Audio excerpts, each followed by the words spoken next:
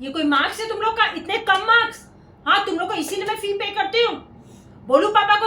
मम्मा मत बताना मम्मा प्लीज। बोलू पापा को? में कवर कर लेंगे मम्मा, मत बताना प्लीज मम्मा। नेक्स्ट टाइम अच्छा मार्क्स लाओगे? हाँ मम्मा मम्मा प्लीज। ठीक है, नहीं बताती हूँ पापा को।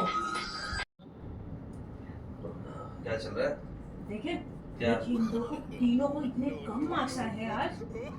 तीनों को कम मार्क्स? मैथ्स में एकदम 7 एकदम मार्क्स। एकदम कम मार्क्स आए हैं। फेल हो गया तो इन लोग सब। हाँ, देखिए इतना कम मार्क्स आए इन लोग को। मुझे बहुत गुस्सा है, मेरे आज बहुत मारूंगा अभी मैं। अभी नहीं मारना, अभी सो गए लोग। एक काम करना, सुबह मारना इनको।